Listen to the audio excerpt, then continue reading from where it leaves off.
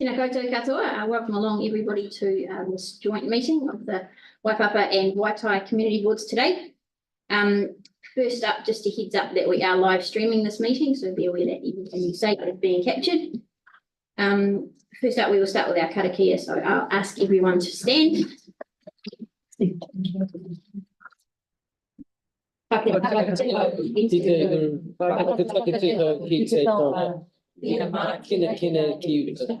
Tara tara kita kiana tia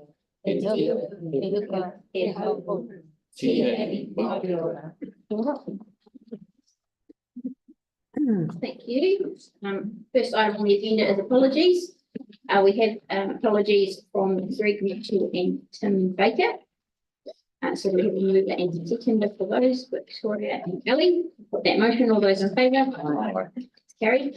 And we also have joining us online today, Simon, Alex, Yanni, and Joe.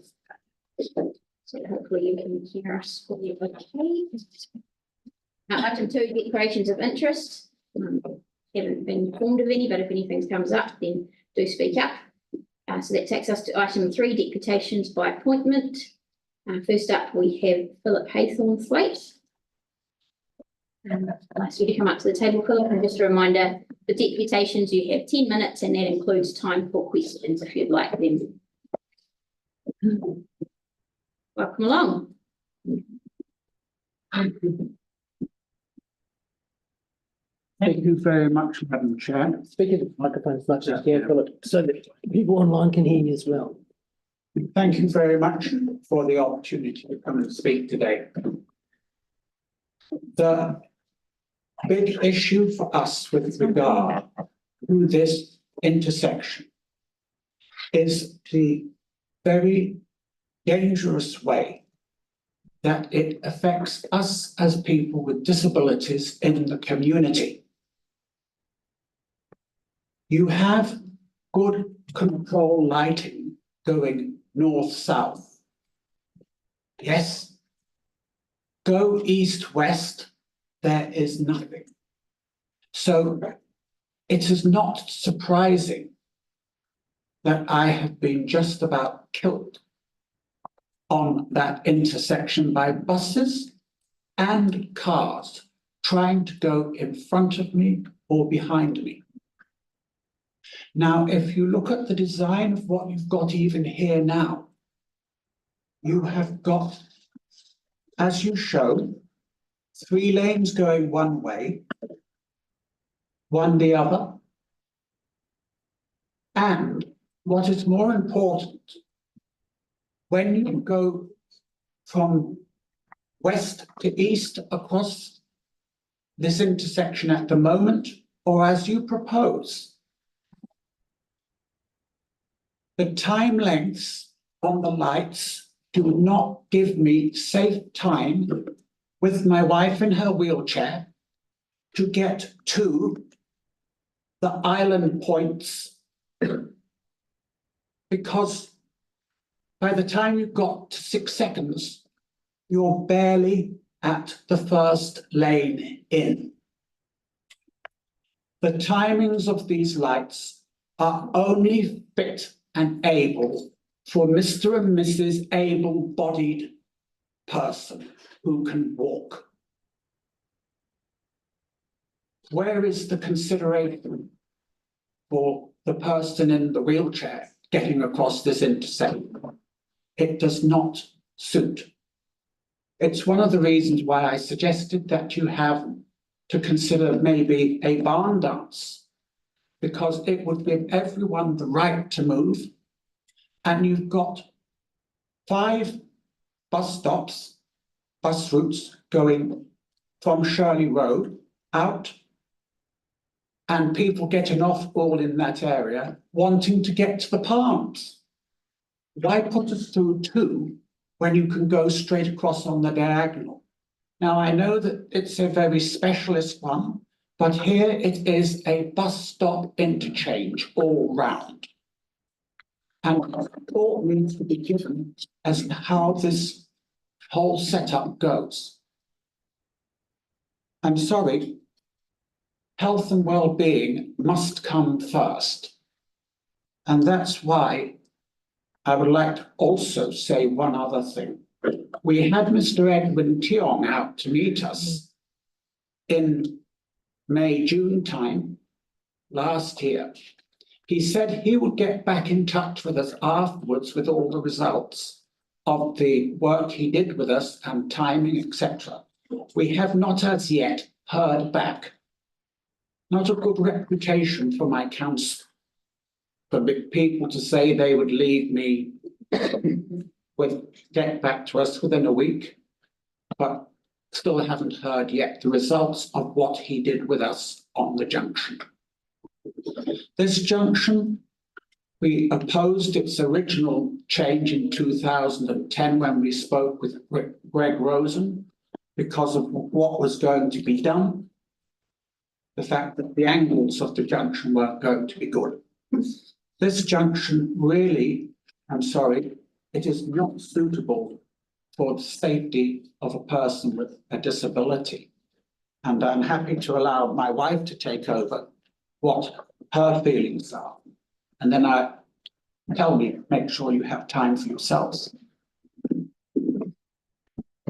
I want to express quite openly what the fact that at least once, once with me and once on his own, Philip has been absolutely cut off coming across the intersection by cars and buses.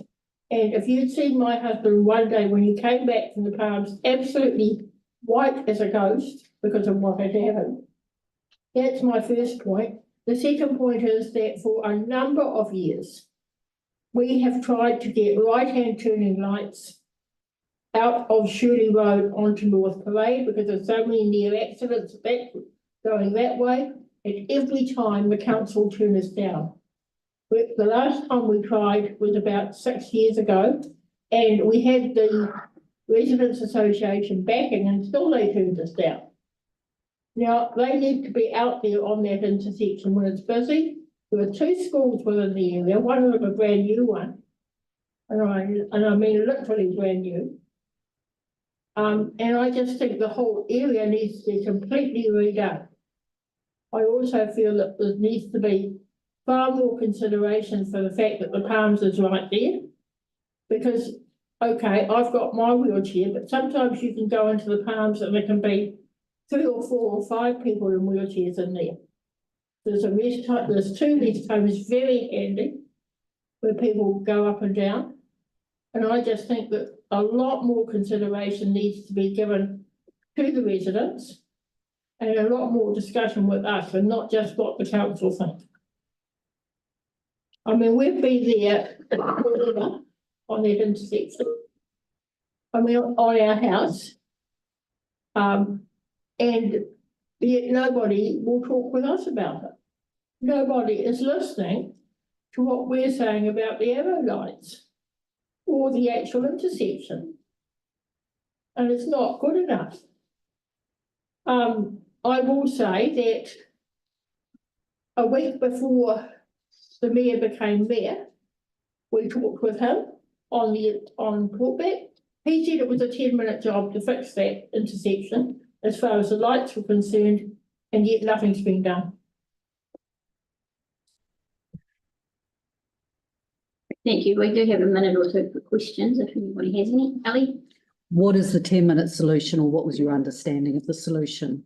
But he was mentioning Yes. just lengthening the lights across the intersection. So it was the phasing of the lights. That's what he thought. Right, okay, thank you. The phasing of the lights does not suit, because if you are going across, as I say, from east to west, say from North Parade to Shirley Road, you have a short distance to get across, and even when the lights change red, I'm now under the protection of the cars sitting there going north on North Parade. Come the other way, as I say, I'm only as far as the first of the 3 lanes on the west side, and you've now tripped the flashing red man. So by the time I get to the center point where the third lane is, the right turning lane is, to try and get over, I've got a red man against me, and I've got a bus after me as well. Thank you. Now, if you were to make it red turning arrows, east-west as well, then you have provided the solution. Because when you have it operating north-south, as it is, the arrow lights operate, they then switch back, and then the red light going north-south goes, and we cross absolutely safely, because you've got turning lights against you. You have to have the same thing going east-west. It would solve it 100%. Thank you. No, you've explained that well. Thanks, Philip. Paul? Is this one of those crossroads intersections? I've been through it a lot of times, but I haven't been through it as a pedestrian. Is it where you get a green to cross and there's a green light and the person can turn through when they have right away, so they have to it's a giveaway situation? No, it's not that it's a giveaway situation, because the way that it depends on which way you're going. So if you're going from east to west, Yes. and you get and a green to cross, can the right turning traffic go through as soon as you've crossed the road? Well, the trouble with the right turning traffic is going east-west, there is no extra control, because you don't have going east-west right turning arrows. They aren't there. You go up to Marshland Road, Lake Terrace Road, you've got exactly the same issue. North-south, it's exactly the same. East-west, you haven't given the control arrows there for safe crossing. And as a result, you are creating unstable phasing of lights.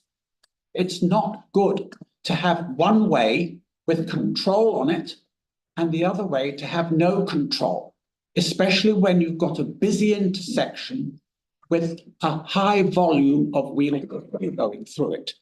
And remember, we are the spinal unit city, and you don't want to be creating more injuries. I was very lucky to have my wife protected in her wheelchair 10 years ago from an idiot who went through the Golf Links Road, New Brighton Road lights. The wheelchair was fortunate enough to keep her safe, strength fit. But I don't want that to occur on my home junction where I live. And that's what's wrong with this design. Can I ask a really quick one? Just very quickly. Thanks, Philip. Have you been through the accessibility committee at council through Aaron Kewen chairs that? You surely know that I was the president of the Disabled Yes, Persons yes, Assembly. yes. He's supposed to be working with you on these things? Yes, I used to be. I have been through with committees like your accessible committee in the past.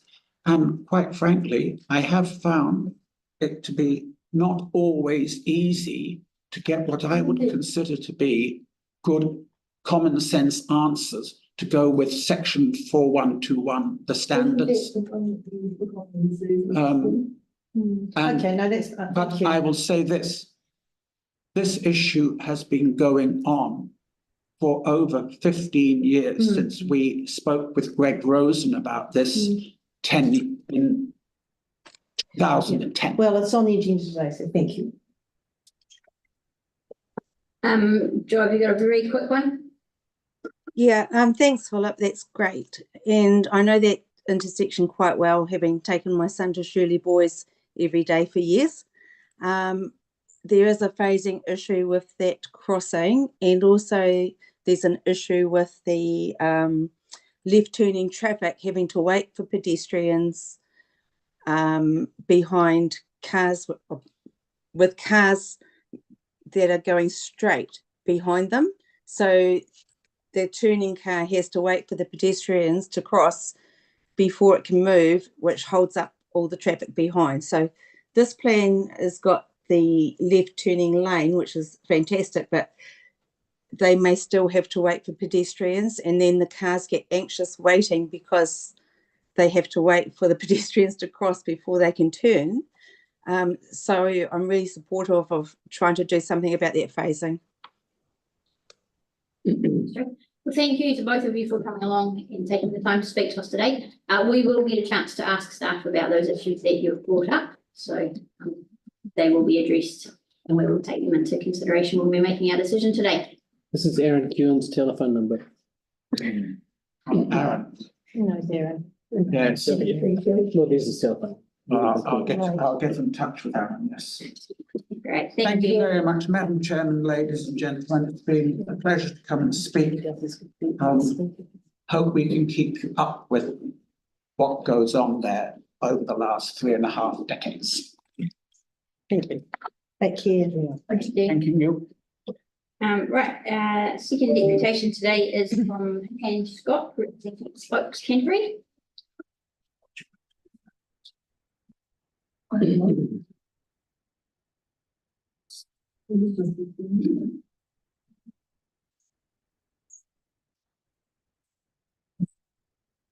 Welcome along, Anne.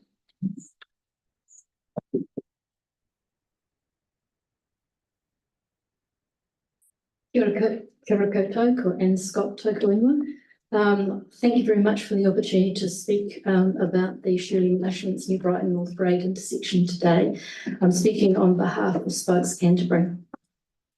Next slide, please. So it's actually a complex intersection. It's a big intersection. And next slide, please. And there's a lot of people using it, particularly cyclists and pedestrians. And there's a lot of school children using it at particular times of day. It's really close to a whole lot of amenities, the library, the Palms Shopping Centre, the KFC, all of the other things that people want to use. But in particular, it's close to 3 schools. And we need to think about that because at certain times of the day, there are a lot of children trying to get across this intersection or trying to get around on various places in this area. It's also a very high bus use area. And it's a really popular place to change between buses because you've got buses going north south and you've got buses going east west and you've got the orbiter as well going around. So there's probably more pedestrians using this intersection than actually normal. Next thing, please. I'd just like to say, thinking about what the last speakers were saying, that I've had the same experience in those lights. I hurt my knee about 3 months ago and I'm not as fast anymore getting across intersections. And I found it actually quite a strain when I was doing that, when I was limping along. And I was also hit, very close to being hit on that pedestrian section, the pedestrian crossing that goes across to which they're now going to take out. So I'm really sort of pleased about that as well. So just coming back to... So do you mean the slip lane? Yeah, the slip lane. The cars, I'll get to that.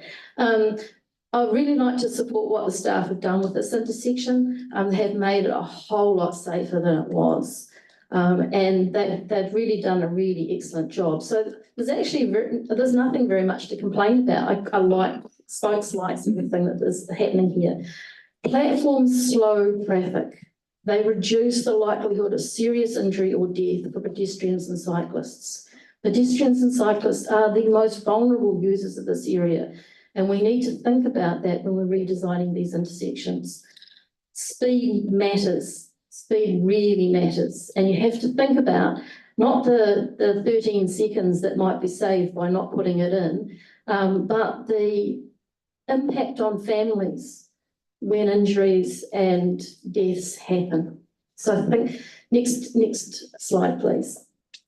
We also strongly support the removal of the slip lane into Marshlands Road. This is really dangerous. What's happening is that the drivers are coming along, they're coming east, they're going towards Marshlands Road. They're looking back to see if they can beat the traffic on New Brighton Road, and they do not see you. So they're looking over their shoulder, looking for the light phase, and they go, and they speed. Particularly, I notice in the weekend seems to be worse than at high traffic times. Because they don't have any other car that's sort of slowing them down. And so about 50% of the traffic, when I was standing there looking at things, were actually speeding around that intersection. And then I almost got hit, and that really upset me. So removing the slip lane is actually a really good thing. I didn't quite understand what the bus submission was talking about in terms of the new left-hand turn lane in there and the removal of the bus lane. But I thought that it was actually please keep the removal of the slip lane. Next slide, please. We strongly support the shared paths on the north and south sides of Shirley Road.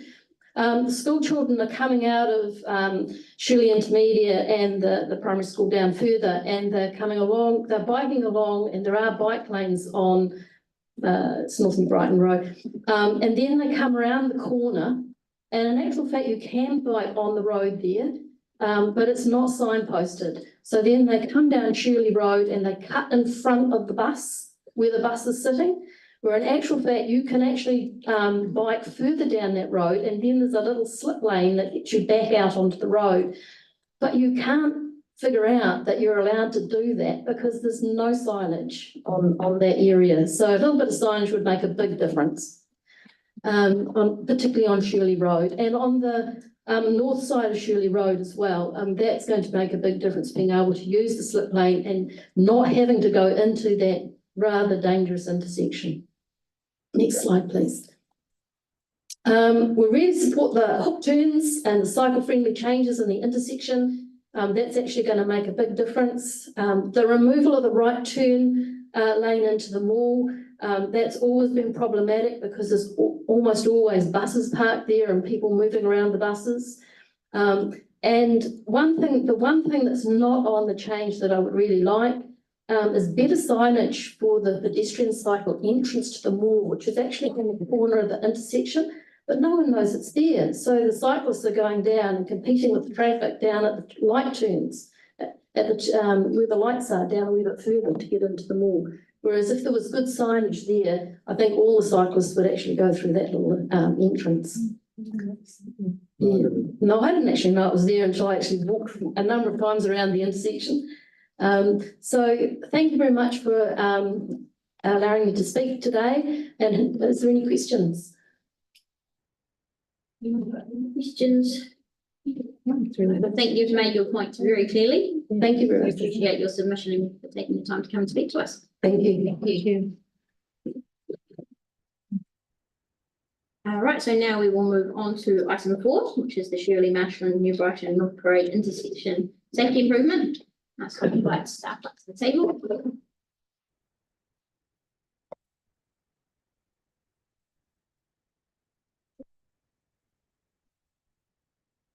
I understand you've got a presentation, so if you could maybe run through your presentation and then maybe address some of those points that were brought up in the presentations, that would be fantastic. Thank you.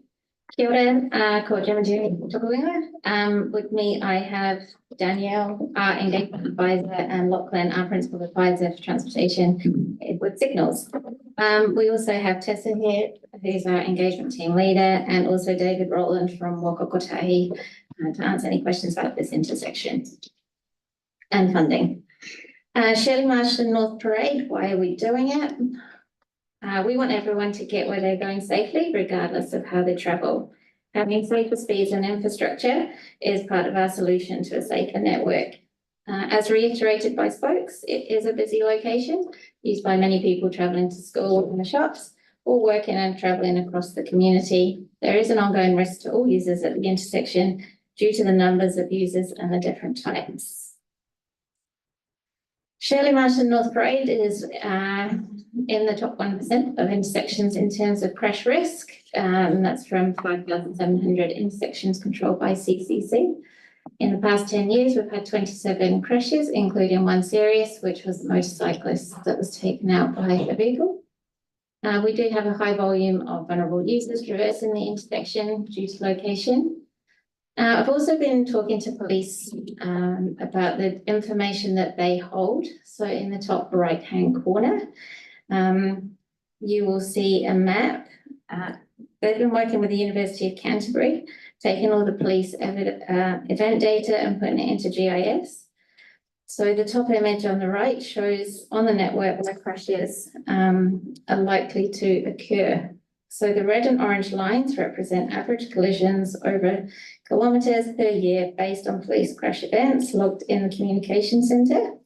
The orange lines are 90% and red lines 95% certainty that you could have a crash on those streets. It shows where the issues are on the network and the police can control how they police it. So when looking at the last 3 months, both this and the Shirley Hills intersection, which comes to you on Thursday, have issues and would benefit from platforms at these intersections. That was the feedback from the police. CCT has a level of service to reduce death and serious injuries on our network through all crashes by 40% by 2030.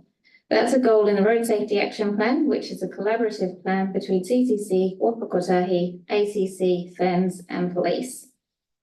If council are to reduce death and serious injury on our network, we need to create a safe transport system, one that recognises that humans make mistakes and that these mistakes do not need to cost us our lives. Council has the greatest influence with delivering safer speeds and safer infrastructure, such as the proposal. As part of our process, a safe system assessment was completed as part of the optioneering. So it looked at the 3 different options that are presented in the paper, and it uses an assessment looking at the different risks and the outcomes for the users. And option 1 and 2, which don't include any platforms or safe system treatments, as we call them, do score higher with the intention of getting to 0 on the scoring system. So option 3, which does include the safe system platforms, is a primary treatment option, and the high safety benefits with this option is reducing the severity and likelihood of collisions by decreasing the speeds of vehicles travelling through the intersection. So the plan for approval is pretty much as it was when we undertook the briefing and that we took out for consultation, but taking on board the feedback we received during the briefings and the engagement feedback, we have made a number of changes. This includes changing the New Brighton Road approach to provide a dedicated left turn lane shared with people riding bicycles, adding in a shared path on the northwest side as requested through the submissions, adding in a new cut down so people on bicycles travelling west can use the shared path so they don't have to travel in the cycle lane around the bus stop if they don't feel comfortable, lengthening the right turn bay on New Brighton Road to accommodate any additional right turners that can't turn right at Palms anymore, and upgrading the signal hardware for any further changes in the future, so future proofing it. And now over to Danielle to talk you about the engagement. Awesome. Kia ora. So I'll just talk through a summary of the early engagement, the consultation, and then the submission feedback. So during an early engagement, we engaged ahead of the consultation with directly affected businesses, key transport stakeholders and nearby schools, and that began in October of last year. Staff went in person to visit businesses located around the intersection and left them with material that included the plans and invitation to contact staff with any questions. We heard from Burger King, Z Energy and KFC, who expressed general agreement with the plans and the issues it sets to address. However, they requested some clarification, including around construction timeframes and any possible impacts on entry or exit points to their businesses, which staff responded to, and Z went on to make a submission, which again outlines those considerations. We spoke with the operations manager for the Palms Shopping Centre, and they had no concerns about the plans and agreed to circulate the project information to all of their tenants. Of the transport stakeholders that we heard from, feedback included general support for the plans and the issues it sets to address, and also some feedback on specific parts of the plan for consideration. For example, the Ministry of Education, Spokes Canterbury, Te Mana Ora and UC Climate Action Club agreed that the proposal would improve safety for road users. However, UC Climate Action Club requested that more be done to increase safety and enable active and public transport. ECAN and GoBus shared concern for the inclusion of road safety platforms due to potential negative impacts on bus travel time and customer experience. And also GoBus raised a few concerns around the slip lane, the removal of the slip lane from Shirley to Marshlands Road, because they thought it may cause some congestion, and the planned curb build outs and extended traffic island on New Brighton Road because it would allow less room for the bus to manoeuvre. In terms of schools in the area, staff met with the principals and teachers of Shirley Intermediate and Pariawa Banks Avenue School. Both schools supported the plans and felt that it would make the intersection safer for all road users, including students and families getting to and from school. And then in terms of the consultation period, that ran from the 8th of November to 6th of December. And we, by usual standards, it was quite a thorough consultation in terms of the wide range of engagement and marketing tactics that we used, which I can run through and they're outlined on the screen. The email to notify consultation to our key stakeholders. The consultation was marketed via council and community social media channels, Newsline and the Pegasus Post newspaper. Physical and digital signage was displayed at Taiora QE2 Recreation and Sports Centre, the Palms washrooms, Shirley Library and on the streets of the intersection for pedestrians to interact with. Residential addresses located directly around the intersection, and between this intersection and the Shirley Hills intersection were also delivered information, and there was print material at various locations around the community. We can go to the next slide. Having a moment. So I've spoken about that already, so we could go to the next one, please. So just wanting to note that in the engagements team's recent reporting, we have trialled a new approach with our safety tables in the report like this one, which some of you would have seen in the meeting last night. We're still innovating and finding the right balance between the number of questions and types of questions we're asking to help filter into safety projects and how we present feedback like in these tables. So we'll continue to, with what's working and workshop what's not so much. But just to break down the consultation feedback, we received 183 submissions, which showed that the existing intersection is perceived as very safe by 81 submitters. If the proposed changes were implemented, this decreases to 44. As you can see, this is a 20% decrease. Of this decrease, 37 submitters, of the decrease of 37 submitters, 28 made the drastic shift out of the very safe category to the very unsafe category. And noting that 24 of the 28 who made that drastic shift were car users, either drivers or passengers. And I'll also note that while the very safe column has decreased, there is an increase of 31 to 44 submitters who perceived the intersection to feel somewhat safe if the proposed changes were implemented. And then regarding the themes that came up during our consultation, it was a mixed bag of the supportive aspects of the proposal. There was 16 submitters who noted explicit support for the safe speed platforms, 12 that noted the support of the removal of the slip lane from Shirley to Marshlands.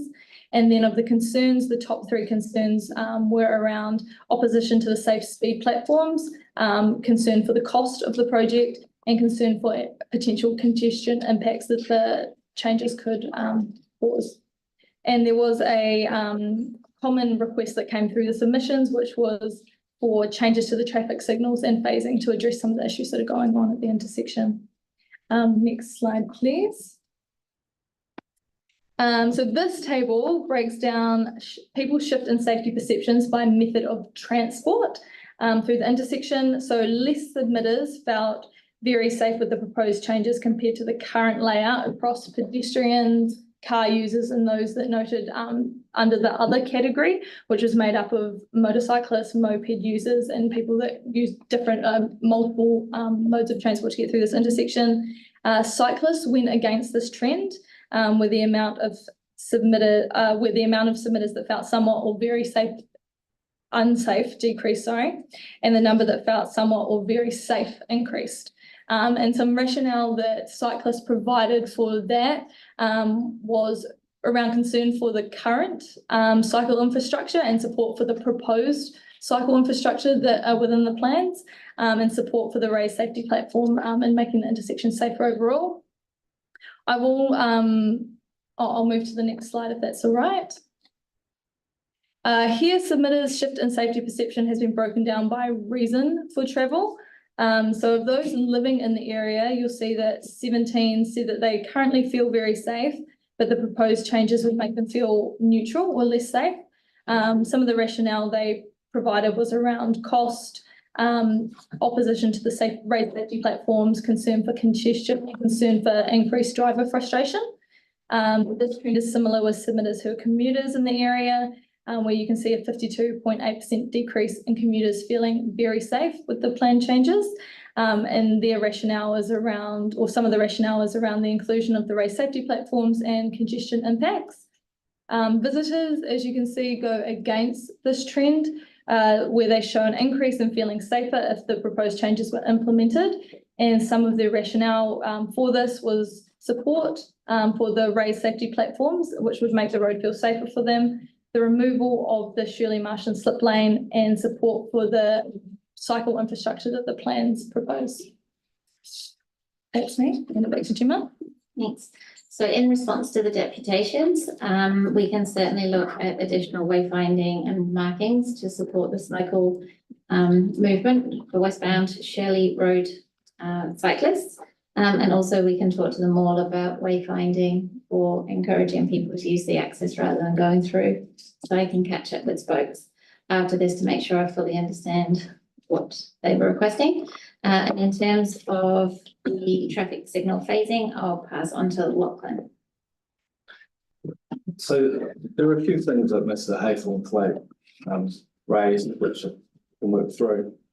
I guess with some assurance, we are adding arrows to the intersection for the protection of pedestrians when they're crossing. So that would be, single left arrows or right arrows as the case requires. So they currently aren't provided for the east-west crossings that Mr. Haythornthwaite was particularly speaking on. Are you meaning red arrows? Red arrows, yeah. At this stage, it's not proposed to add right turn phases as such. So green arrows, the New Brighton and Shirley approaches. We can talk to that a bit more later. It's worth noting that at that intersection, we do have a special facility on the crossing over the New Brighton Road approach, which was added 3 or 4 years ago, whereby people who need to can press hold down the pedestrian button for a longer duration than normal.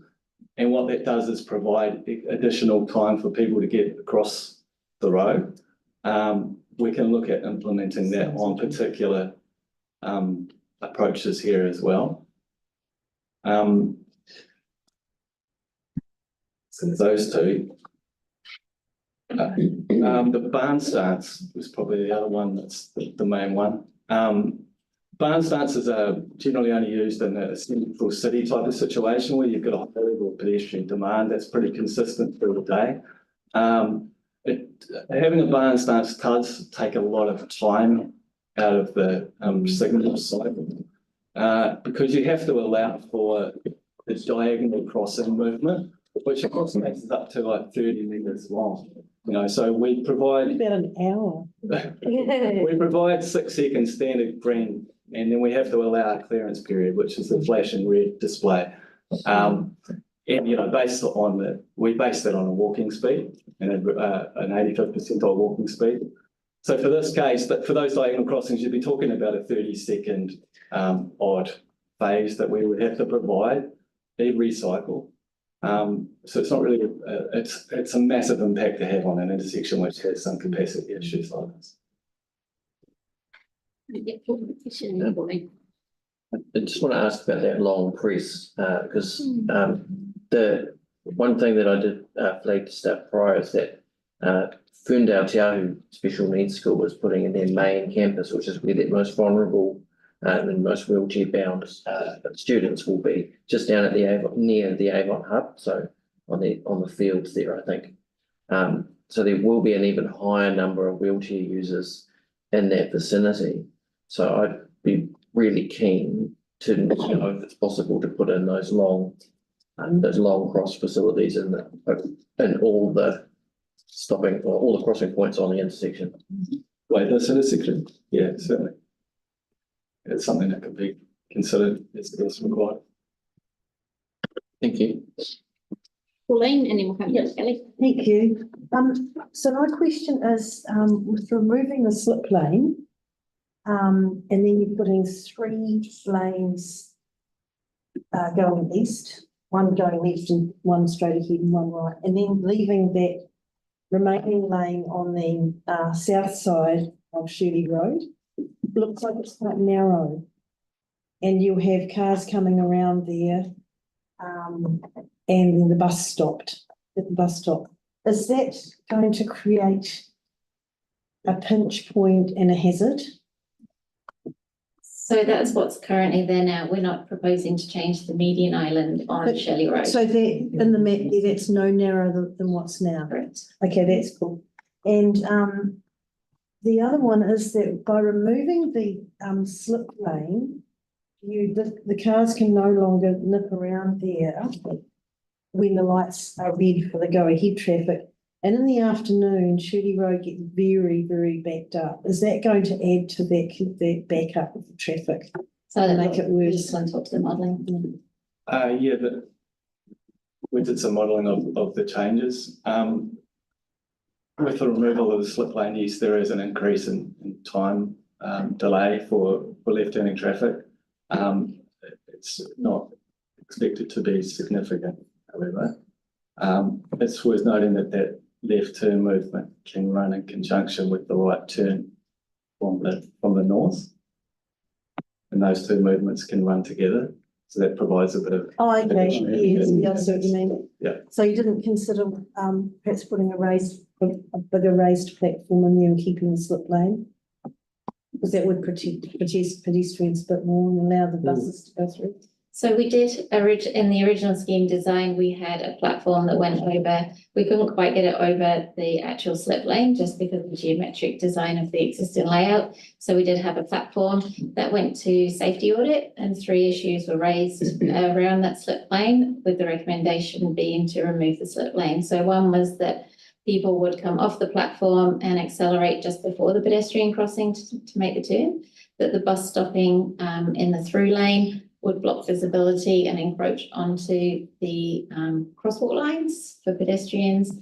And the third one was around the current angle of those crosswalk lines. And it wasn't improving pedestrian crossing facility. It's also the recommendation in the safety audit was to remove that slip lane, and the designer responded to that order. So it was looked at originally, but we went with the recommendation of the safety audit, and that was to remove the slip lane. Okay, thank you. Kelly? Thank you, Madam Chair. In my question, I've got 2 questions really. One is around funding. Waka Kotahi funding 51%. And what is the rationale behind them funding the majority of the safety initiatives?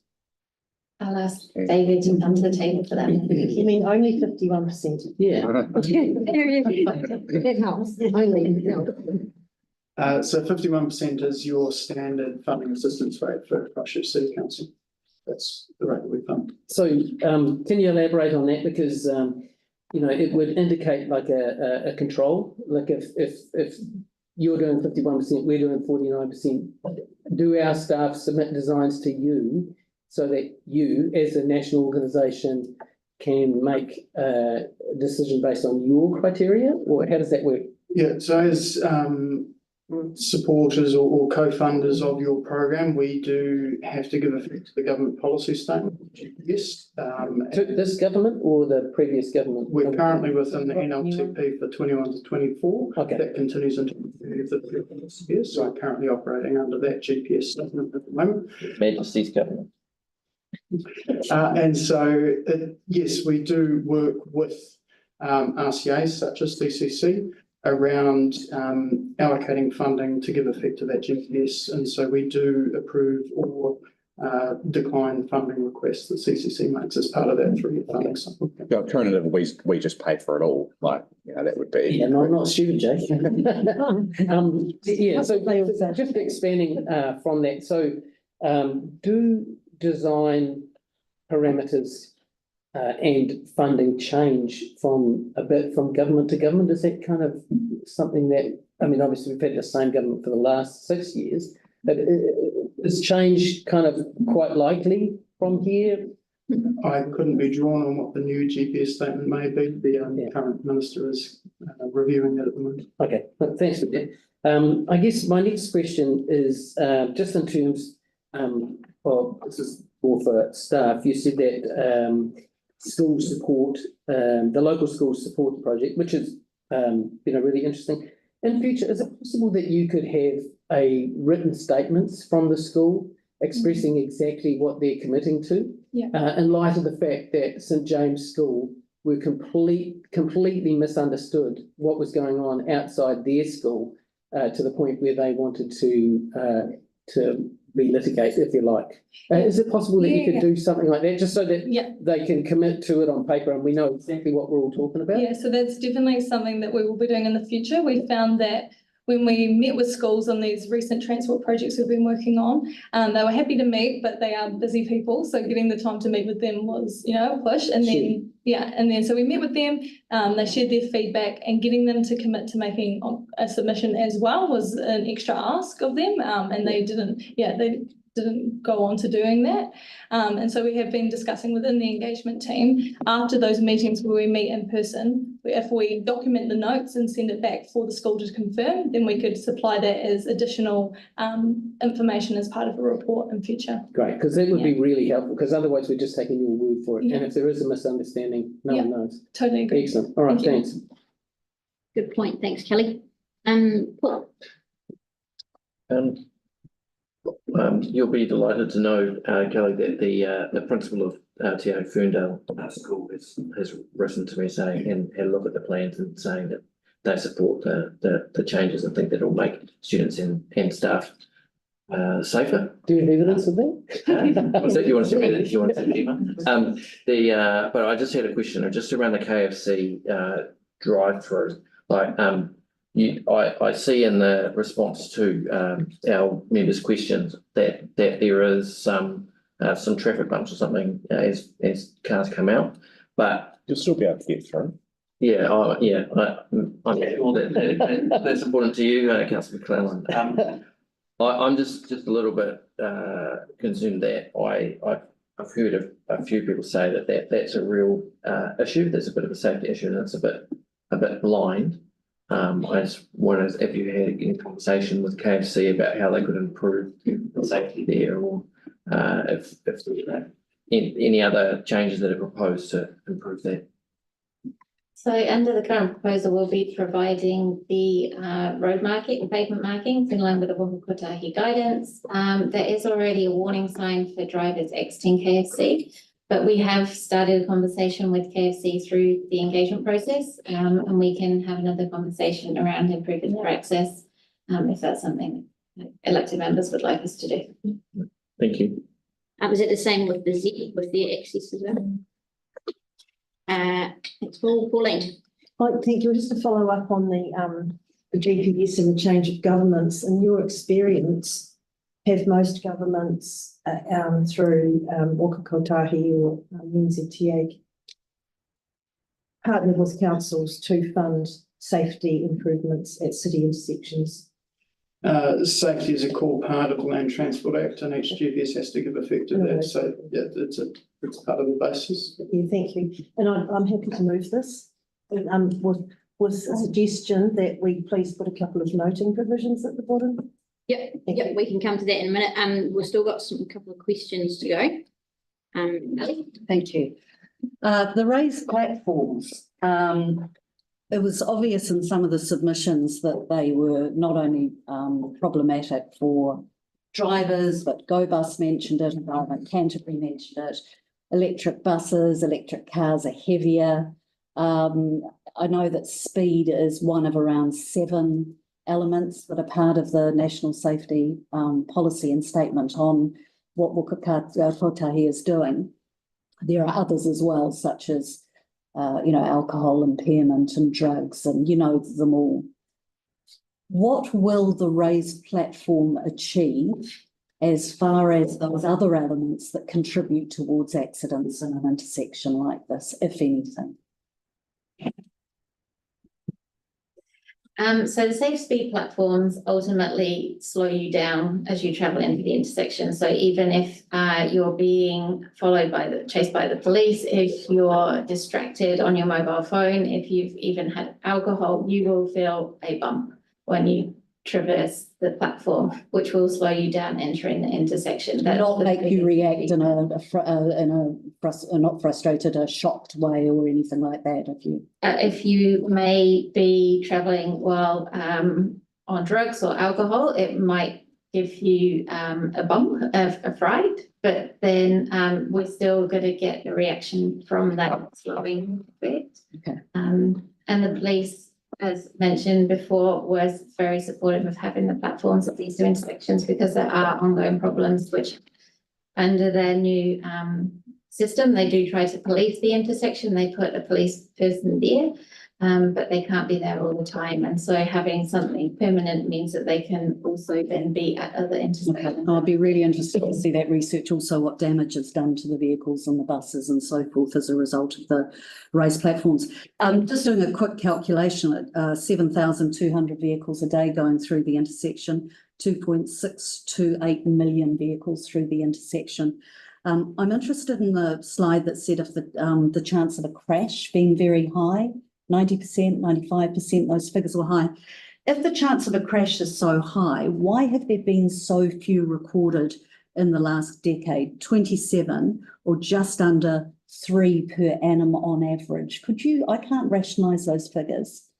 So I would, when the police so they're just about to redo their work with the University of Canterbury, and Senior Sergeant Michael Jones is always happy to come and present and talk to the community boards about the safety.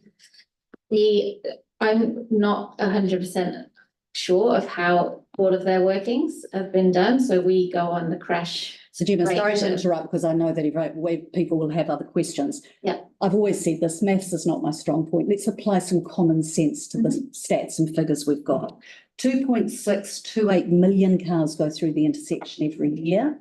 In the last decade, there have been 27 accidents, or just under 3 per annum on average. And yet one of the slides said that there was a chance of 95% chance of there being a crash.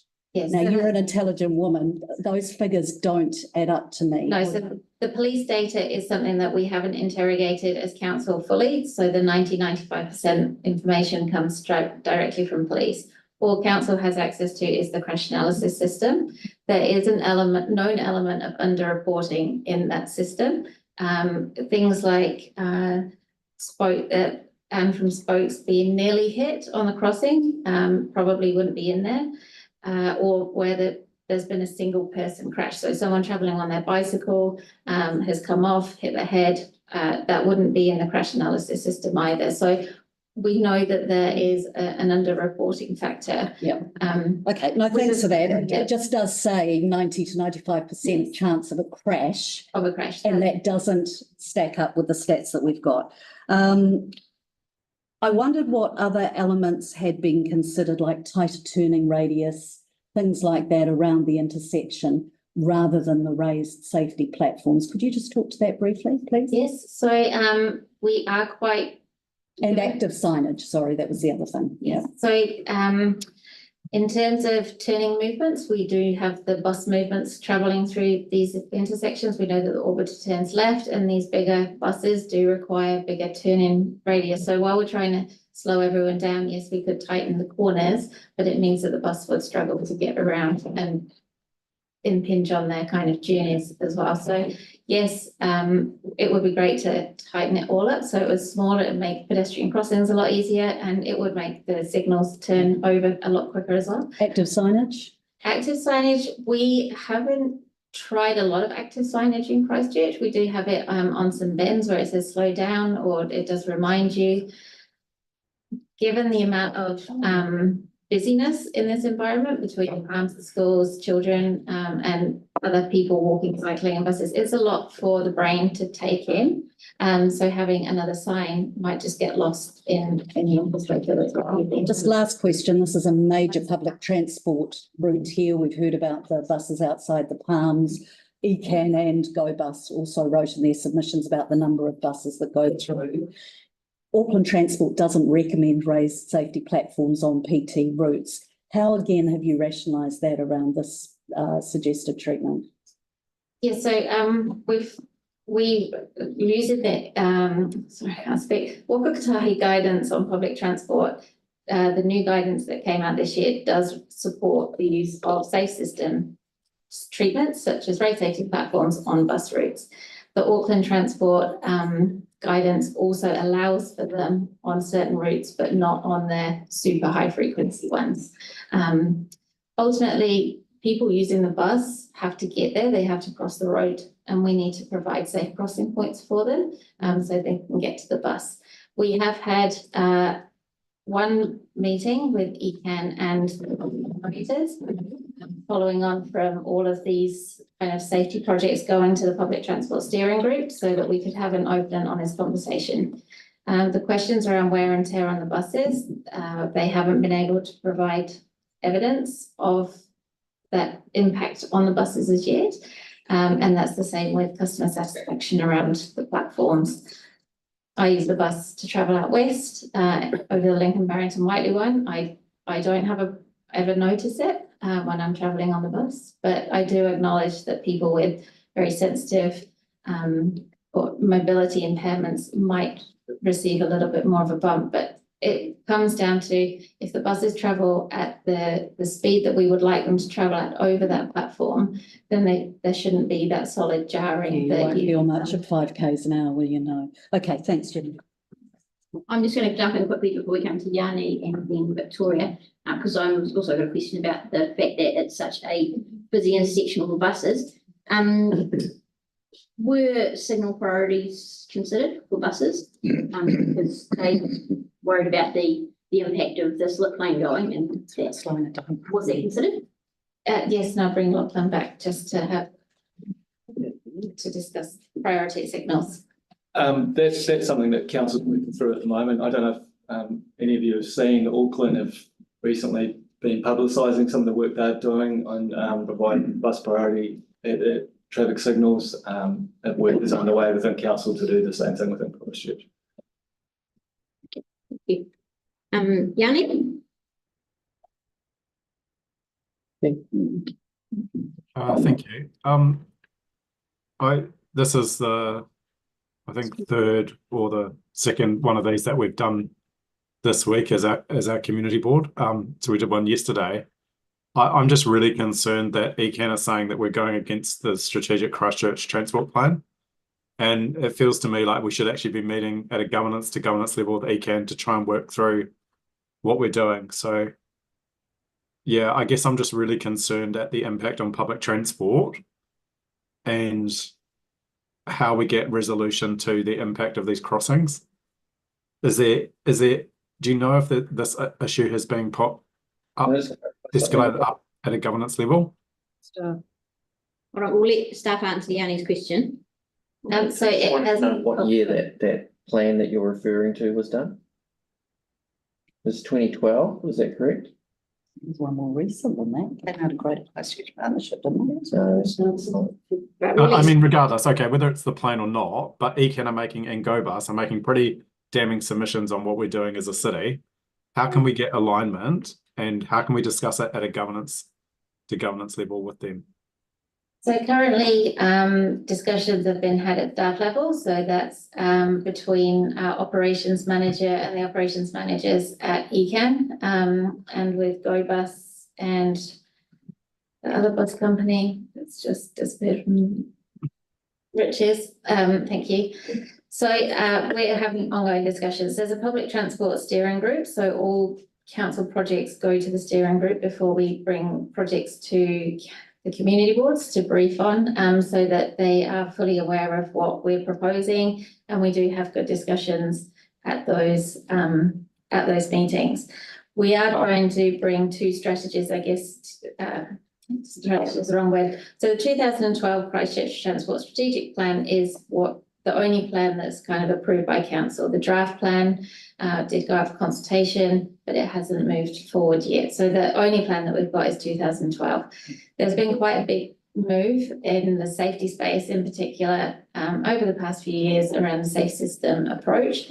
And that's recognising that we are vulnerable, we're squishy, we can only take so much force if we get hit, especially when we're travelling outside vehicles.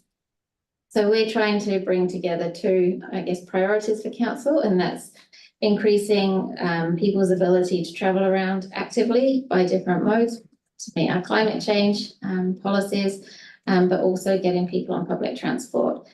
And it comes back again, the people boarding public transport are also people who walk, and they need to be able to cross the road. We know at this intersection we have all those bus interchange movements, especially from the orbiter to the more radial routes, and having the safer crossing points at this location is quite key for the safety of those users. So we are trying to balance two strategic priorities, I guess.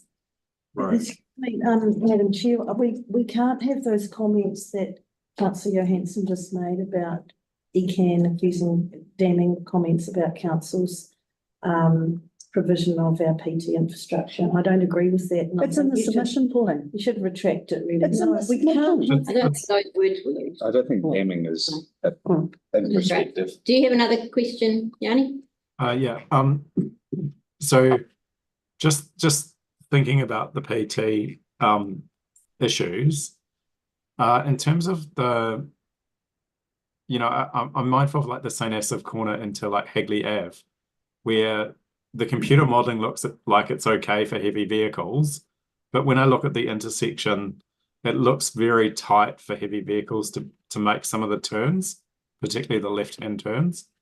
So what sort of assurance can you give us around having adequate width for the heavy vehicles, particularly the buses, but probably there's trucks going to the mall as well, in terms of the turning circle? Because often you see them going over the curb in St. Asaph Street. So we would use the same tracking software to run around the corners for the buses, where the buses are using those routes and heavy vehicles are doing the same thing. We can retrack them before we go out to design, we go out to construct. Some of those corners aren't changing. We're just changing the cut downs so that there's separation between the two crosswalks, which is an improvement for pedestrians. So it's really that top northwest corner where we're removing the slip lane. We could look to soften that, but the tracking to date has shown that people can turn left in larger vehicles. Right. How much space is there for them? Like, what's the sort of error ratio? Like, if they're making the turn, is there a gap between the curb that gives them, like, is there a kind of standard that we would use? So in urban intersections, we try to keep them as small as possible, down to about 5 metre radius. That way then we get better pedestrian crossing ability, but it also keeps vehicles nice and slow as they're going around the corner. We have had 4 loss of control crashes at this intersection, 2 of which were people taking the slip lane too fast. So yeah, it's just balancing the ability for large vehicles to turn, but keeping those corners tight so that we're not getting excessive speeds when people are turning. Okay. Sorry, just the public transport group, what was their feedback on this plan? So the public transport steering group did raise queries and concerns around the safe speed platforms. And they mentioned Waka guidance that originally did say that the things like humps and traffic calming, like standard traffic calming, weren't supported on bus routes because of, I guess, the gradients and the length of the platform. But with these safe speed platforms at this location, we are using a kind of similar approach to Briggs Marshland, where you get the the short up, so you get the speed reduction, but you get the longer taper down, so that bus passengers aren't getting double bump, they just get a slow approach. And that's working well. And that is working well. We haven't, when we put in Lincoln, Barrington, Whiteley, I think I took phone calls for about 3 months. Since Bruce Marshall's gone in, we haven't received one phone call or any feedback. Sorry, just to be clear, that group was against the design that we were proposing. So they had concerns, but they acknowledged that we do need to improve overall safety for all users at intersections in Christchurch. And just the final question from me is just, and other people have raised it, but very, very concerned at the traffic impact of the removal of the slip lane. I mean, there's times where like sometimes the queuing into like the KFC and coming out can be really, you know, a lot of vehicles. So I guess I'm concerned that the traffic impact of blocking the you know, you could go all the way back to 71, for example, 69, and just block the road quite considerably because of the lack of turning. So I just didn't quite understand what the traffic modelling was showing when you take out the slip lane. I can pass Lachlan on to that. I alluded to it, indicating there'd be an increase in delay for the left turn movement. It's primarily in the P and peak. Other people might be affected, but the main thing that was showing up with the modelling was in the P and peak. An additional delay of around 10 seconds was what was modelled. P and P? P and peak. P and peak. So I mean the peak, Sorry. P and peak hours. So from 4:30 to 5:30 is the period we look at. Yeah, so it's pretty crappy at that time already, so, yeah. Okay, thank you. Right, we'll go Victoria and then on to you, Joe. Thank you. Just following on from some of the issues that Philip Haythorne raised in relation to accessibility in the disability sector, raised some issues there, and it made me think about your early consultation. And I read that you'd had direct engagement with businesses and schools. Did you engage with Allen Vale, who were moving into the area directly? Ferndale. And the rest of them. No, we did not, but we met with Shirley Intermediate where they are moving in person, and we asked them to share it via their channel. So I'm not sure if it got passed on to Ferndale. Okay, and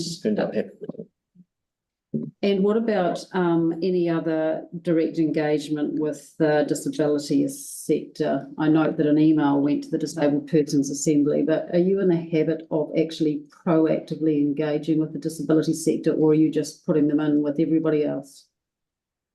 So we had a range of disability services and organisations around Christchurch included in our stakeholder email.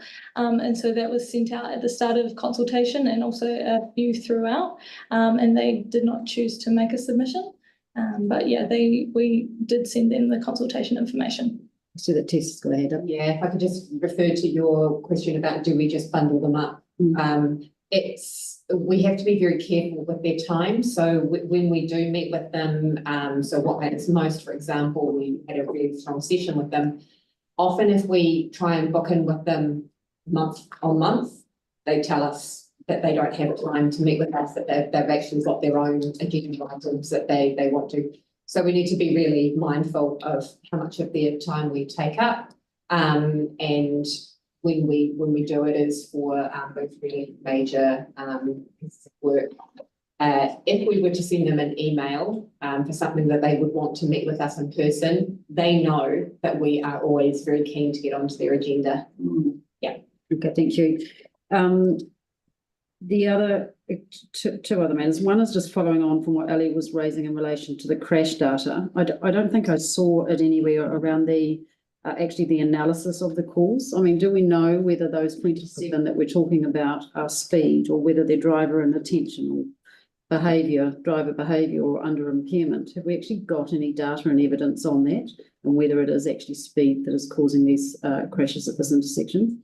So the crash breakdown is provided in the report, because that was a lot, some of the feedback we received was we don't understand what the crashes that are occurring.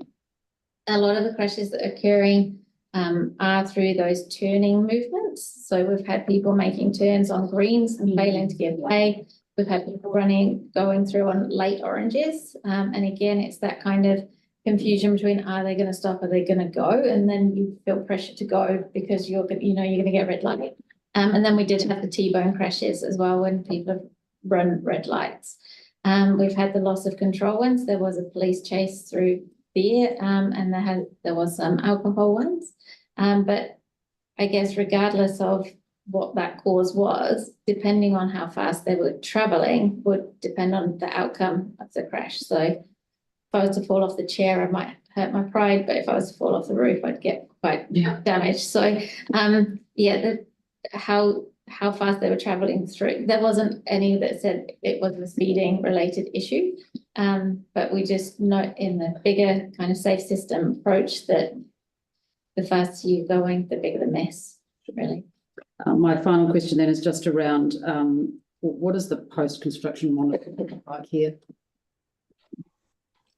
I think that's going to be a combination of tracking the vehicle speeds that we're getting through the intersection, like we've done at Lake Terrace and Briggs, because the crash data does take a while to come through.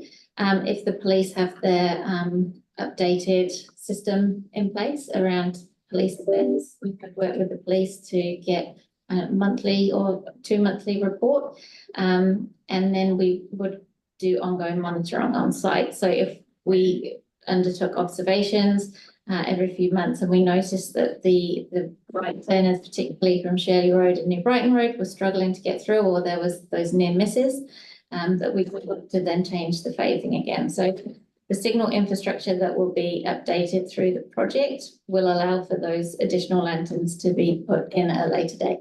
Thank you. And Jo. Yeah, just a few questions, please. There's parts of this that I love and parts of this that I'm really concerned about.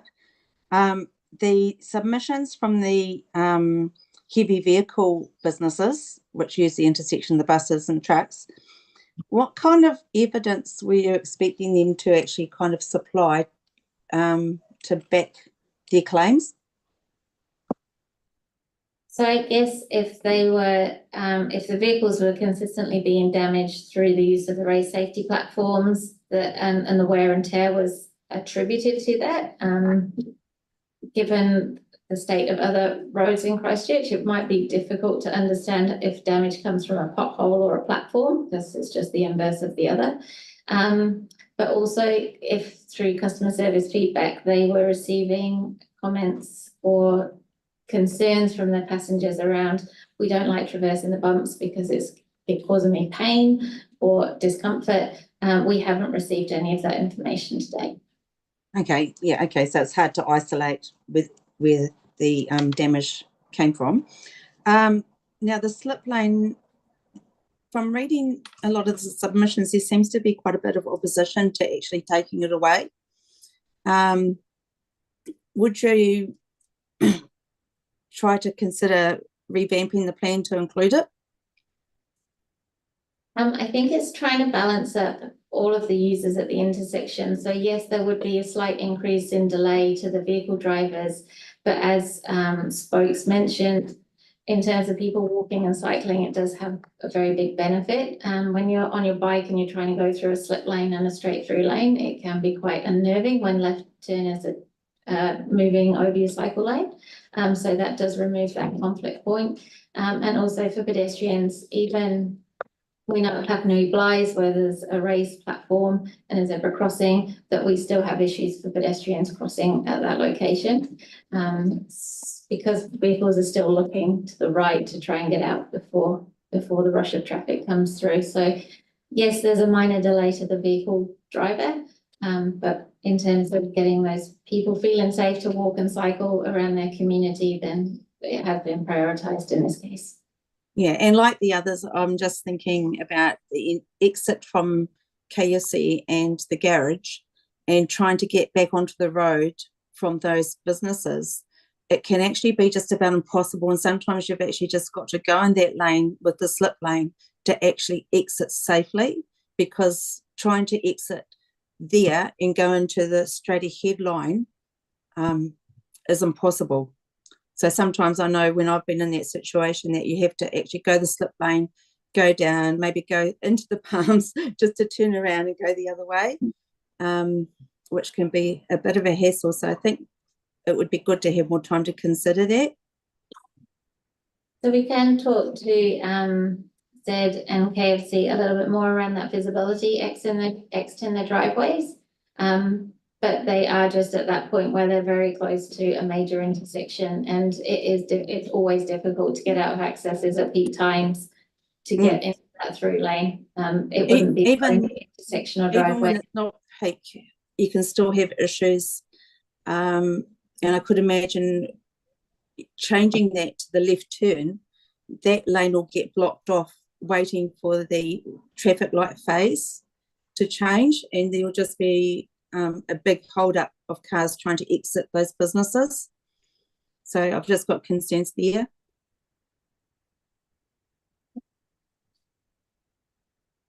I would have said. You have any other questions, Joe?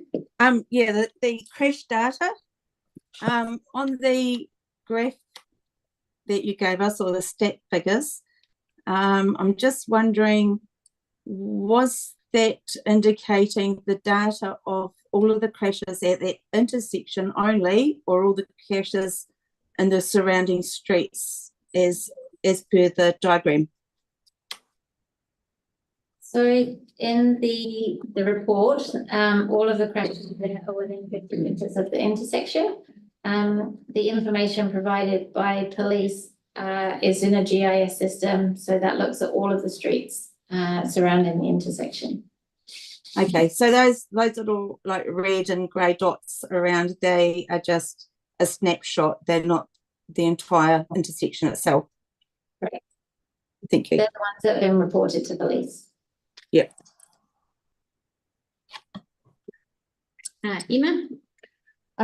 So firstly, on this left-hand slip thing, the numbers of cars coming east along Shirley turning left, the percentage of cars coming along that way at peak time are?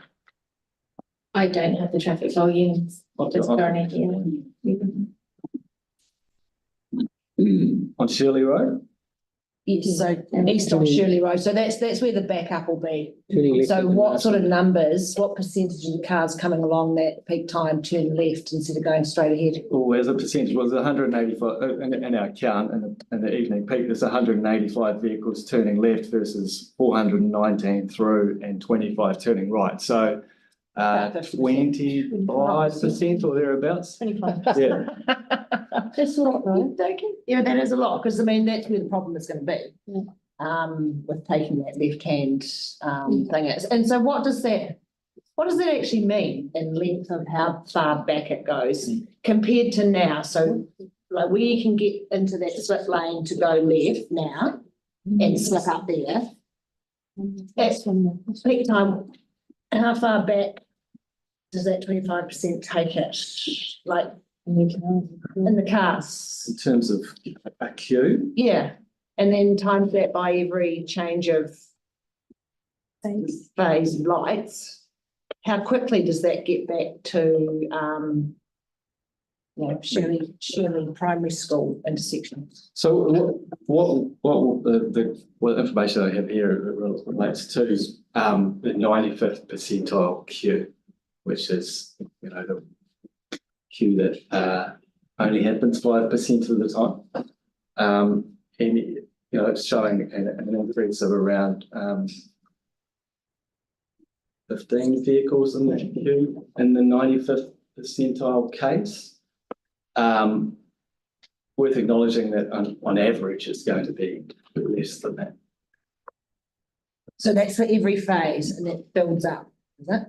I'm not quite understanding. So that's 15 vehicles per phase. That's in the, basically we take that 95th percentile to reflect a worst case scenario on a general day. Yeah. But do you mean just a queue clear in entirety before the next? Yeah.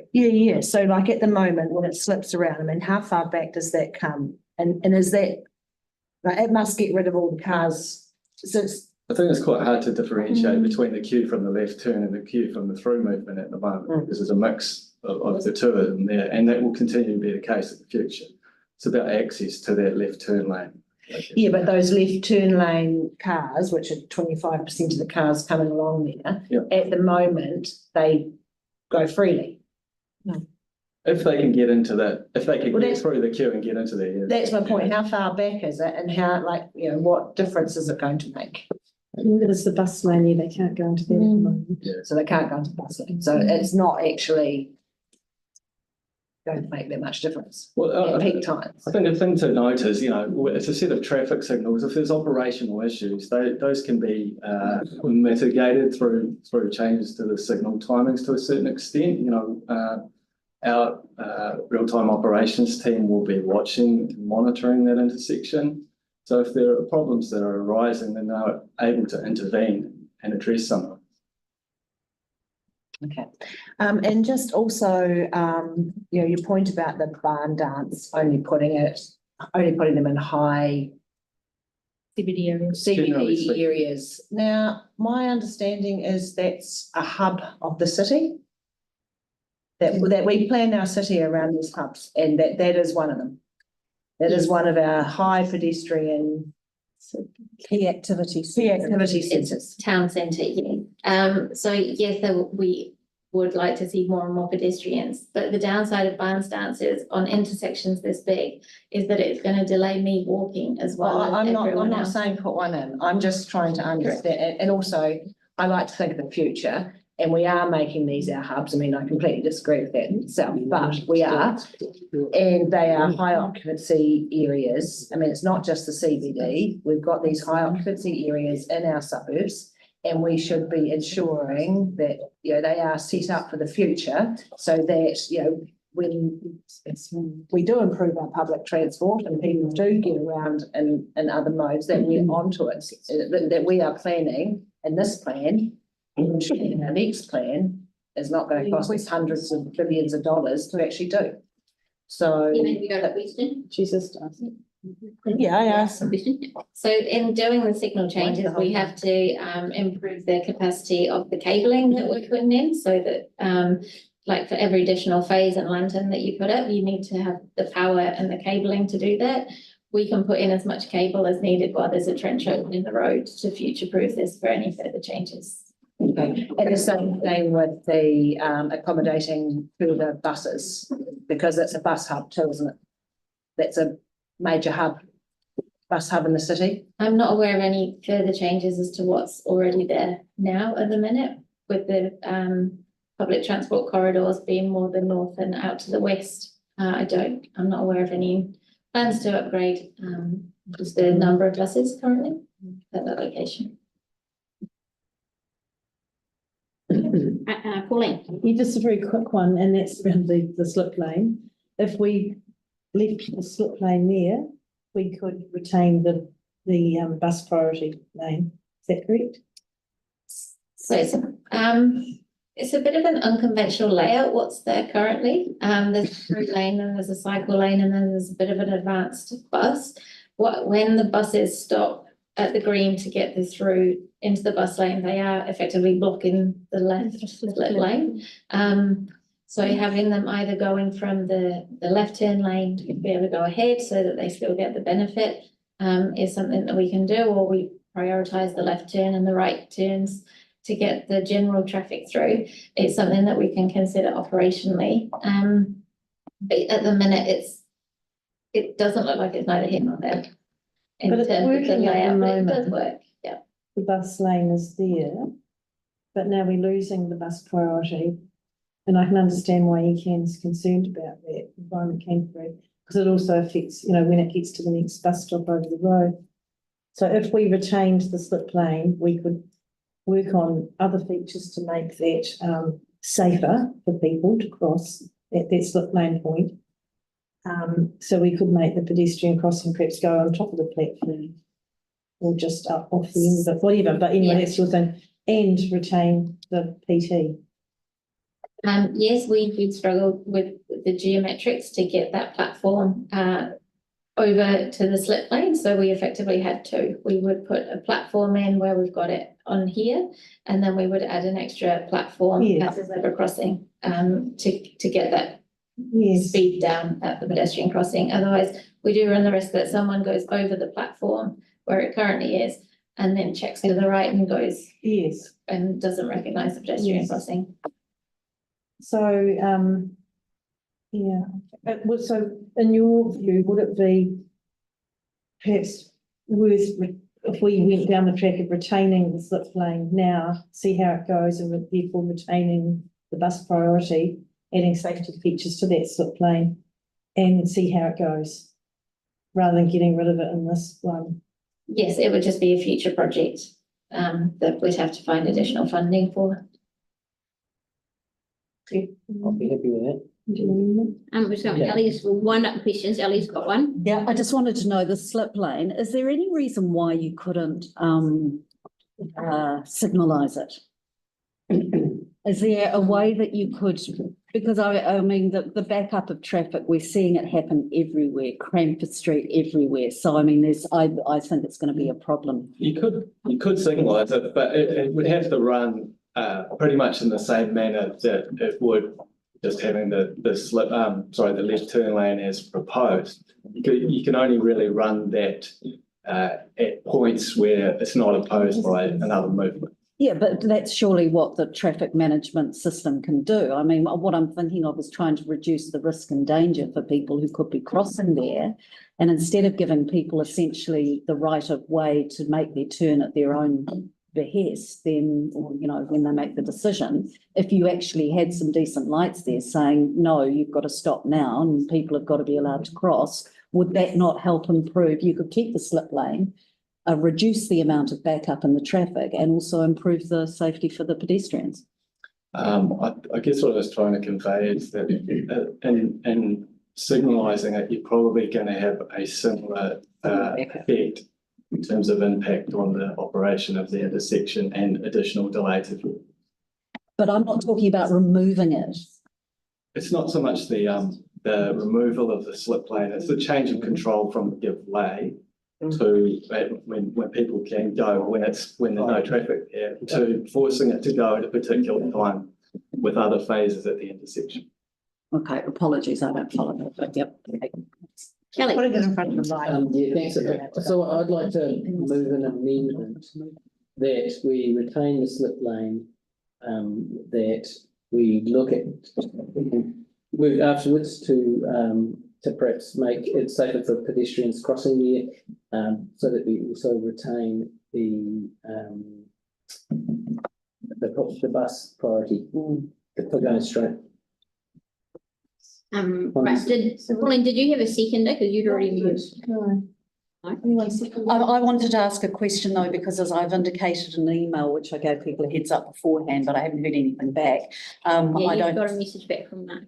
Oh, I beg your pardon, I haven't seen it. So the raised platform. They can't be separated. They can't be separated? Right, so I have to vote the whole thing down. I can't actually support that's really disappointing. That's really disappointing. I'm happy to second Pauline. Yes. Yeah. And are both of you happy with? No, Kelly? not No. me. Okay, so Kelly, you would have to. I'll need a second. Yeah. Yes. So is that Which is One second, Kelly. Great. Who was that? Was that you, Joe? Kelly's. I also had a question that I wanted to ask as well prior. Okay, we'll finish up with Joe's question, and then Kelly, you might need to just clarify exactly what it is. So go ahead and ask, Joe. Okay, so prior to this, Gemma, I talked to you about the turning from New Brighton Road into North Parade and the issue we had there with the lights, and you've put that extra lane in to turn left. And will the lights be changed to phase in with that turn? Because the issue was people were having to wait to turn left until the pedestrians had crossed. Correct, so that will still happen. That there will be pedestrian protection on North Parade. especially around school times, but having the separate left turn lanes means that the through movement will be able to go, and the left turners won't hold up. And the left turners will have to wait for the pedestrians to cross before they go? Correct, that's still the case, yes. Okay, so that would be a mirror image of what you're doing on the other side, would it? With the left turn having to wait for pedestrians to cross? Yes, we would like to hold those turns so that pedestrians get the safer crossing.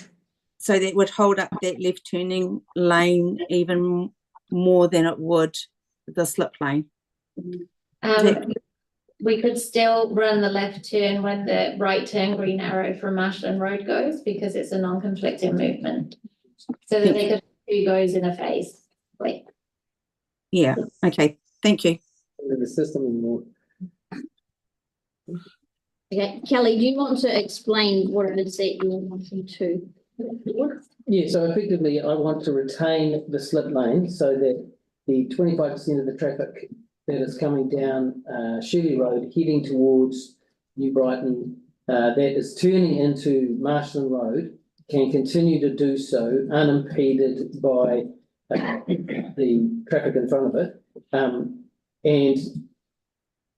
but also then have staff look at perhaps a raised platform for the pedestrian crossing, which already exists there, and so that buses can go then continue to go straight to the across the intersection with priority. Retain the bus. Yeah, to retain the bus priority effectively. So you just want to leave it to staff to work out any safety improvements on that slip lane? That they see fit down the track. Have you done any wedding? Well, I was, but just been kicked out of the hub. So Mark, I might not have a second. Yeah, does it work to, Joe, Pauline has moved, Jake seconded the staff recommendation. Does it work to work out if that's happening and then foreshadowing motion for the No, it's just an amendment, so so just just go put first. Okay, so it's Kelly, do you have a second? Yes, it was Joe. Yeah. Right, So with my motion that I've moved, I've simply marked the noting provision that you could add, please. And it just, I'll read it out, that noting the provision that staff will address the wayfinding and markings as referenced in the deputations and will investigate installation of the long crease phasing to enable safer pedestrian crossing. That's all. Perhaps while Mark is incorporating those noting provisions and helping Kelly with the wording, if we could have a couple of questions that pertain to the amendment. Kelly's one, yep. Because it's new. So if this were to pass and where the slip lane is retained and there's a safety offset, for want of a better word, of the raised table, what's your view on how much and to what degree safety overall is compromised by that scheme? If we can get the speeds down, it does take the kind of sting out of the tail if there is a crash that occurs. But I guess in trying to balance that accessibility, mobility and ease of crossing the road, pedestrians are currently having to cross two legs. One of them is a zebra control crossing.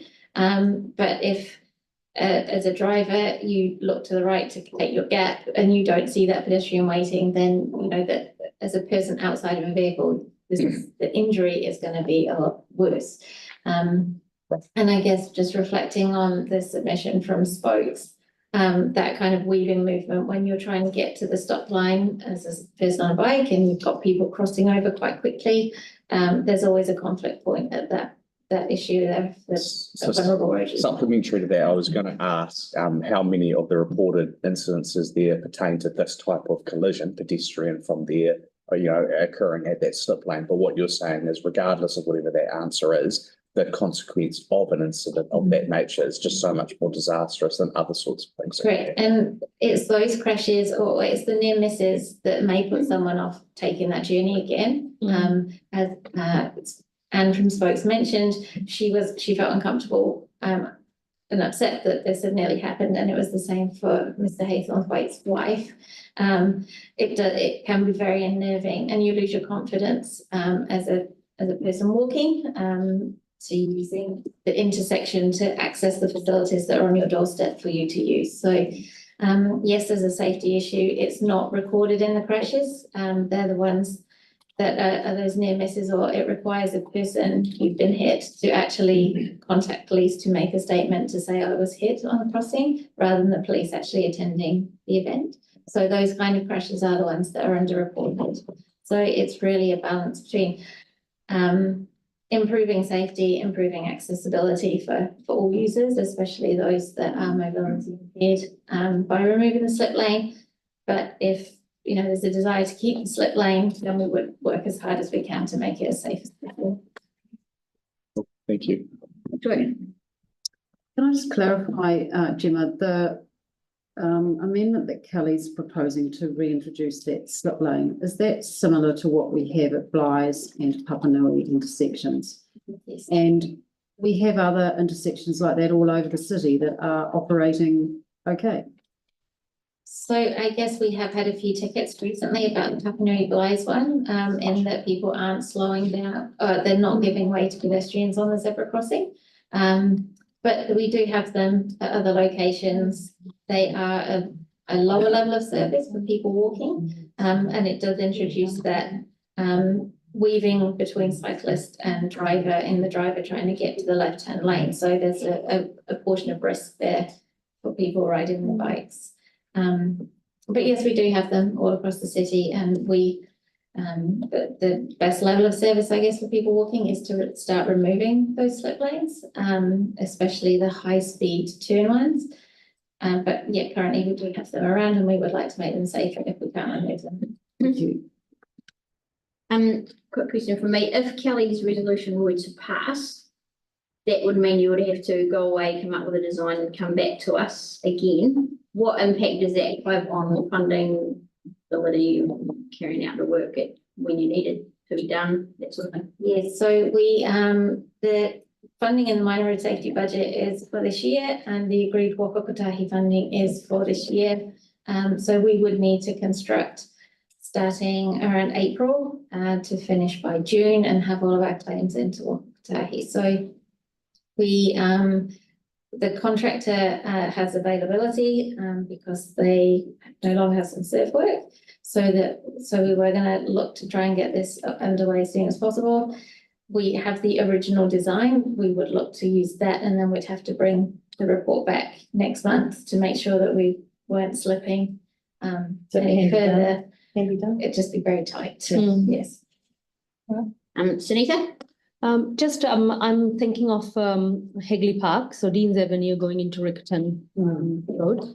Similar, we are looking into same. So the raised platform where pedestrian is crossing and going into the Hagley Park. Correct. And I have seen many times, especially peak hours, because at school again, pressured girls being there. Yeah. People fail to slow down even the raised platform because they're rushing towards hospital for work in the morning, and walking or running, they have near misses with the slip lane. And my second point is that having the lane, the delay is at the moment, do we have any account on the delay, time delay? So while current existing infrastructure, is there a traffic delay time? Whereas, as you mentioned earlier, that if we take away the slip lane, it's 10 seconds delay. So where do we sit if we don't do anything? The average delay in the modelling was around 20 seconds for that movement. Okay, and if we take the slip lane out, maximum 30 seconds. All right. Well, that's an average delay. Yeah. Some vehicles will be delayed more than that, and some less. Yeah. Yeah, all I learned through last year and this year is that 2 seconds delay, I would rather, be happy with being alive and not being hit. So that's where I stand. Thank you. Right, Ellie? Yep, I don't think it's only about the delay though, I think it's about the flow of traffic. I've said this before, it's not about delay, but if traffic is stopping and starting, it's very frustrating. I mentioned, or I asked if it was possible to take the raised platform out from the voting, because I support virtually everything there except for the raised platform. And the email came through at 3:20, so my apologies, I didn't get that. I've been told this is a package and that can't be removed. So with the suggestion of the slip lane, is that not part of the package too, or is that something that can actually be removed? Yes, so the biggest safety benefit we would get at the intersection is through the safe speed platforms. So that was the original intent. It's kind of hinges on what we've got funding agreement with. Okay, no, you've answered the question. Thanks. Primary safe system. Thanks, Gemma. Yep. Right, so we've got the wording for Kelly's resolution there, so request that staff develop an alternative scheme design to retain the slip lane with a raised platform for the pedestrian crossing. And thus retaining the bus. Retaining the bus priority lane. There's wording, Pauline, but yes, very much. It's texture. Kelly, are you happy with that? Yep. Yep. Thanks, Pauline. Staff, are you happy? Effectiveness is questionable. Yeah. There's nothing to actually force anyone. Sorry, Gemma, are you happy with that wording? Yeah. You can work in within that? Correct. Yes, that's fine. Okay, so we've got Kelly has moved it, Joe has seconded it. Emma, apologies for interrupting. Could the screen be shared with people online so we can see that wording, please? Yep, apologies, Simon. Good incentive to come down.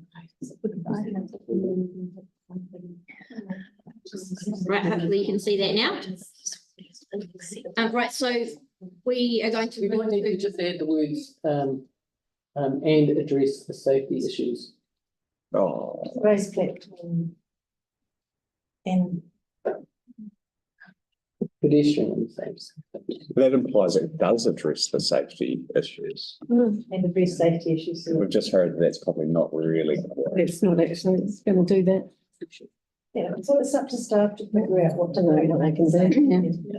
But we shouldn't, yeah, some things we're not going to do. Okay, so we'll move to debate on that one. Would like to speak to it? I would do, thanks. Look, I think these things are quite contentious, and we're given a short period of time to make a decision. There's always waka kotahi pressure on what we're supposed to do and what we're encouraged to do. And I think that we always need to look at this really critically and come up with a local solution that's going to work for the people who travel through this intersection. We need to think about safety, that's really important. But I think finding a local solution is a really good thing to do. You know, it's been mentioned that these slip lanes exist all over the city, and they do, and they function really well. It's good to make them a little safer, and we're giving sort of staff the opportunity to do that in this case. They keep traffic moving. I think we're in danger if we're doing all these interventions in intersections of not coming up with the right solution if we make wholesale changes without thinking about how it's going to affect the people passing through the intersection. Generally, I'm not in favour of raised platforms, but they definitely do slow people down going through the intersection. So I'm prepared to accept that. But I think that we really need to think about keeping the traffic moving. Yeah, I mean, there was a lot of opposition to these changes in general. Yeah, and I just think that this will be a good compromise for those people, 25% of them who are heading up Marshall's Road. So I'd encourage you to support it. Thank you. Thanks, Kelly. Anyone else? Ellie? Yeah, I'd really like to support Kelly's change. I would have liked to have supported the main one as well, but without the raised platform or the slip lane in the original proposal. The figures still stack up for me, 2.628 million cars passing through, 3 accidents, just under 3 accidents per annum on average. You know, the raised platforms have not been shown to address all of the issues around crashes and accidents. There are so many other issues. I think the bus priority wasn't obviously considered here, and that's absolutely key in this area.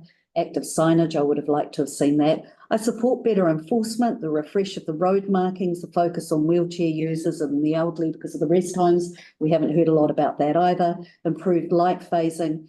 But I cannot support this unfortunately because I'm unable to, because the raised platform can't be taken out as, from the recommendation. So I'm supportive of everything bar the raised platform. But we're only removal of the- debating the amendment, I think. Yes, we are. Oh, no, I'd like to support that as well, but that forms still the raised platform as a part of Well, then that. when it goes, if it's. Yeah, so unfortunately I won't be supporting that today.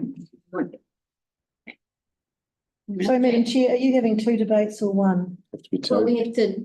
Have to have two, yes, yeah. Once one gets through, if this one fails, then we go to the other one. I would also like to support Kelly's amendment, but unfortunately I can't because I don't agree with it. It's the only thing holding it back from supporting the support. I just think that given that the slip lane was one of the least controversial aspects of this plan, putting it back in when actually there was a relatively small amount of opposition. And we know that the consequence of a crash between a car and a pedestrian, of which this is an area of the road where the two collide, is just not the wisest thing to do. So I'm going to err on the side of caution, on the side of safety, and go for the full flat option that staff have presented today. We'll go Paul and Pauline. I can't support the amendment. I think one of the things, and I understand the intent of it, and it makes sense as far as that goes, but bus users also have to deal with the slip lane, and what we have here from people who are commenting as bus users and cyclists and pedestrians is that they don't like the slip lane. And it was the most well-supported part of the least controversial part, as Jake has said. So I think I'm not prepared to support this amendment. I think it's really, it's a difficult balance, but, and when I think about the number of vulnerable people around this intersection, I think we have to prioritise removing the bit of the intersection that is the most, has the most support to remove. Thanks, Paul. I'm going to invoke here Order Standing Order 17.6. So we've now had three speakers consecutively speak against that motion. So I'll now call on anyone who wants to support it. Pauline?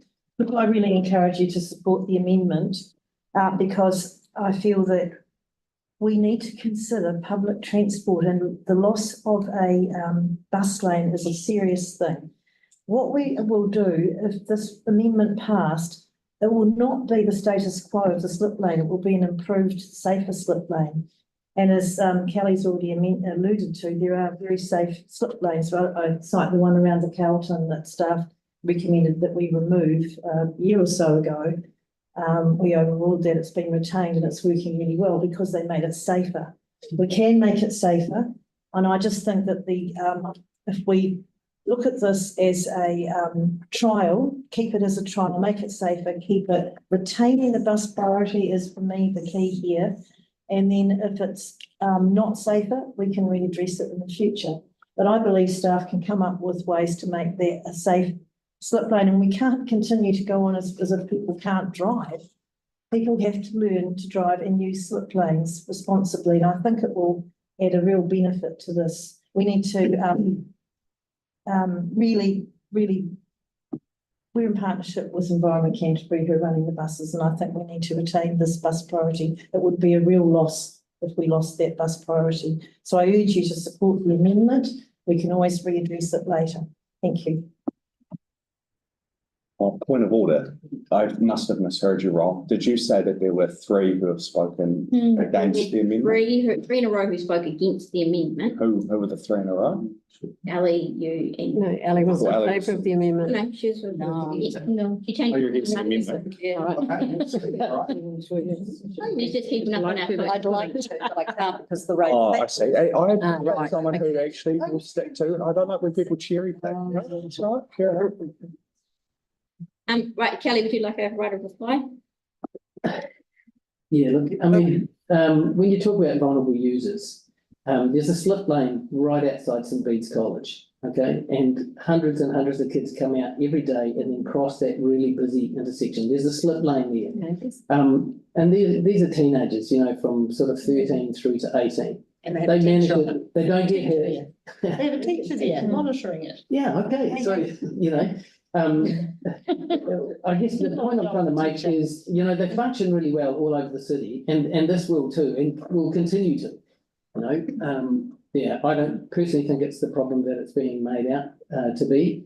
And I think, you know, we're in danger of looking stupid to the general public if we continue to go down these overly cautious tracks. You know, people, you know, Pauline's right. People have to, they know how to drive. They have to behave responsibly. You know, we can't do everything for them. Sure. Thanks, Kelly. So we'll put that motion. Emma, sorry, I did have my hand up. It might be lost in the bushes up there somewhere. Oh, it's disappeared. Can I add a debate real quick? Real quick one now. Yeah. Thank you. Appreciate that. I just want to say I'm not here to keep traffic moving. That's not a platform I've ever campaigned on. I've campaigned on community safety, and that's what I'm interested in today. We've all read the UC Climate Action Club submission that's in the agenda.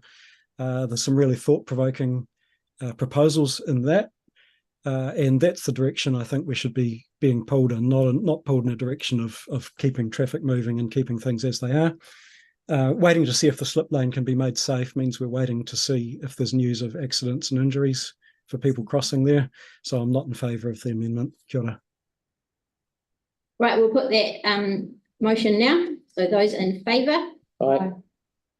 And against? No. Aye. Right, so that is lost. So we now move back to the original resolution with the extra noting provision. That was moved by Pauline and seconded by Jake. We'll do the original. Oh, yeah.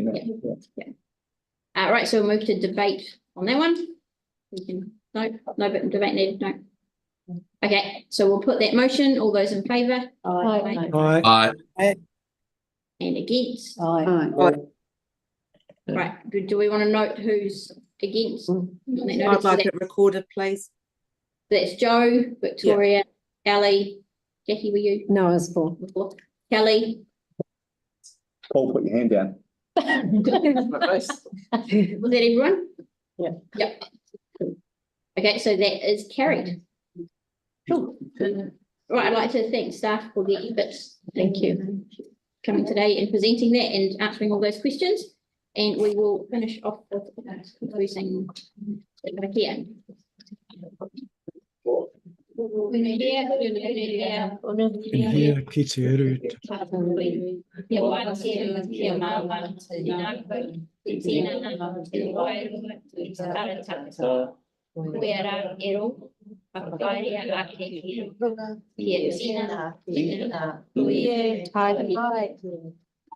the meeting.